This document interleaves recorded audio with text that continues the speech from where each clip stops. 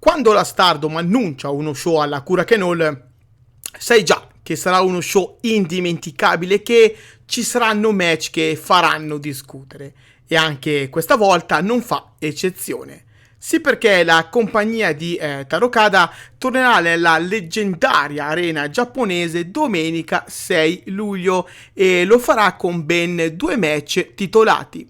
Uno valevole per il Future of Stardom Championship e l'altro valevole per gli Artist of Stardom Titles. 2 titoli che ultimamente sono finiti spesso desiderio di lottatrici che hanno voglia di lasciare il segno sia come unit che come singolo individuo. Ma andiamo con ordine e iniziamo a narrare ciò che aleggia intorno a Ina e alla sua cintura. Sì, perché la giovane lottatrice di Gozai ha da poco superato l'ostacolo Ryan, ma una nuova minaccia è pronta a insidiare il suo trono. Tale minaccia porta il nome di Akira Kurogane, che ha avuto l'ardore di non mollare forse nel momento più difficile della sua neonata carriera, e questo l'ha portata inesorabilmente a riscuotere quanto guadagnato grazie alla sua determinazione. Vi ricorderete di certo di come Akira Kurogane fosse finita a giocarsi una chance per il Future of Stardom Championship contro Ryan, e di come la ragazza di Mi Vida Loca avesse perso questa enorme possibilità grazie alla sconfitta rimediata contro la nostra Ryan. Questi fatti portarono Ina a difendere con successo la sua preziosa cintura contro la ragazza di EXV a The Conversion, e con la sicurezza di cui una campionessa del calibro di Ina può vantare, la giovane lottatrice di Gozai credeva di aver allontanato tutte le pretendenti, ma purtroppo la nostra Ina non aveva fatto i conti con la voglia di primeggiare di Akira, che è riuscita, un po' sorpresa, a strappare una vittoria proprio ai danni della campionessa in carica nello show di domenica 29 giugno. Quell'incontro ha visto Akira e Bozilla affrontare Ina e Ranna Yagami in un match a tratti dominato dalla forza erculea di Bozilla, che ha permesso alla Kurogane di portarsi a casa una vittoria super importante. Ciò ha naturalmente permesso alla giovane rookie di Vida Loca di avanzare pretese titolati di fronte a Ina, che a sua volta non si è tirata indietro, dimostrando a tutti di essere una campionessa impavida. Questi fatti hanno portato Ina a dare una chance titolata ad Akira Kurogane, con lo scontro fissato appunto per domenica 6 luglio. Un incontro piuttosto curioso a mio avviso, anche perché darà la possibilità alla ragazza di Mi Vida Loca di poter competere per la prima volta in carriera in un match titolato di grande spessore per tutte le giovani rookie come lei. Il Future of Stardom Championship è sempre stato l'obiettivo di tutte quelle ragazze che si affacciano per la prima volta nel magico mondo del Joshi Puroresu. Un trampolino, se vogliamo, in grado di farti spiccare il volo verso lidi più blasonati. Chiunque in passato abbia indossato questa cintura ha poi visto il proprio futuro illuminarsi di luce propria, diventando in poco tempo delle top star assolute. Ecco perché anche Akira punta a quel titolo, ma Ina non è un avversario di comodo, direi tutt'altro. La sorella di Anan sta vivendo un grande momento di forma e sta sprigionando il suo enorme talento, che era rimasto sopito a lungo.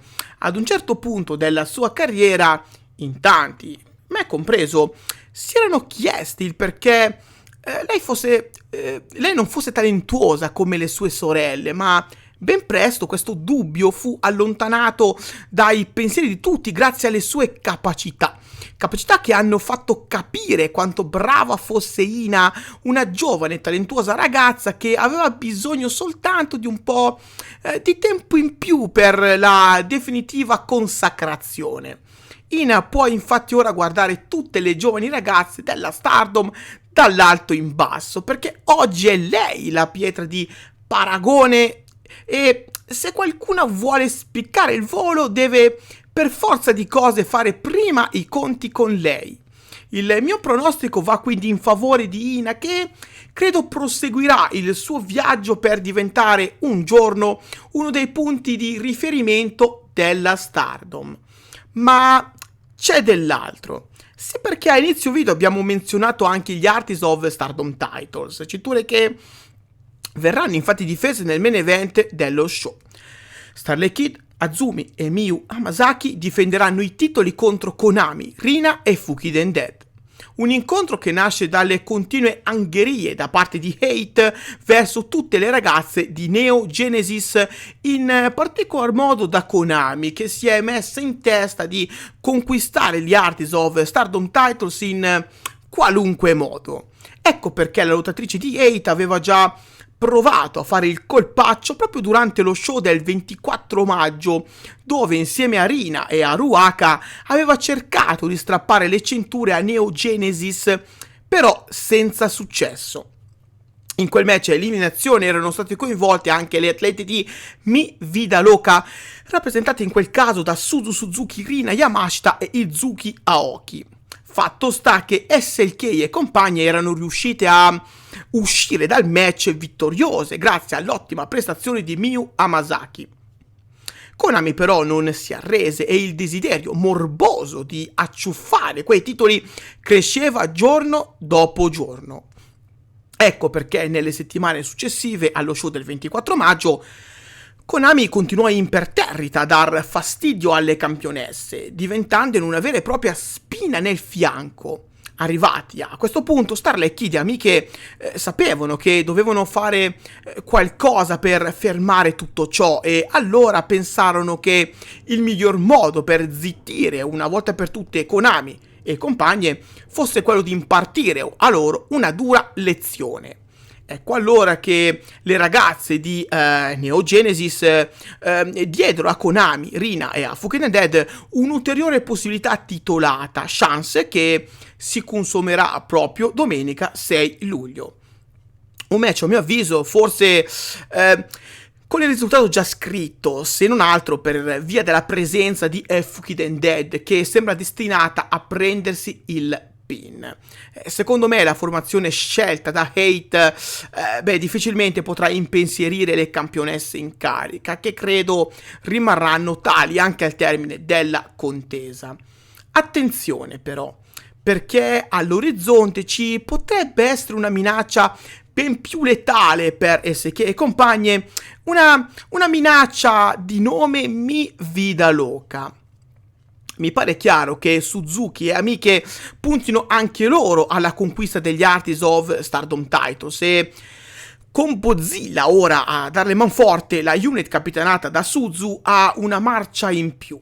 Come già dissi in un video precedente, non so ancora quanto brava sia Godzilla sul quadrato, ma una cosa è certa: Godzilla è una vera forza della natura, anche perché può contare su una mole impressionante che fa impallidire chiunque le si pari davanti. Se Suzuki punterà ancora una volta agli Artists of Stardom Championship e si farà accompagnare questa volta da Godzilla, credo che per le ragazze di Neo Genesis saranno guai. Ma ovviamente potrei anche sbagliarmi. Ecco perché vi invito a farmi sapere la vostra opinione nei commenti. Sono molto curioso di scoprire i vostri pronostici, quindi mani sulla tastiera e sbizzarritevi. Detto ciò, per continuare ad avere approfondimenti riguardanti la Stardom e tutte le sue atlete, vi invito a lasciare un like, a iscrivervi al canale, attivando anche la campanella per non perdervi i prossimi contenuti. Inoltre vi chiedo gentilmente di condividere il video con quante più persone possibili, in modo da far conoscere il mio progetto a tutti i vostri amici e non solo. Prima di salutarvi, mi è d'obbligo ricordarvi che se oltre alla Stardom siete anche interessati alle lottatrici della WWE, delle W e così via, Donne tra le corde è ciò che fa per voi. Donne tra le corde è un progetto ideato da Rachele Gagliardi per chi, come lei, e, come me, sono appassionati di Women's Wrestling.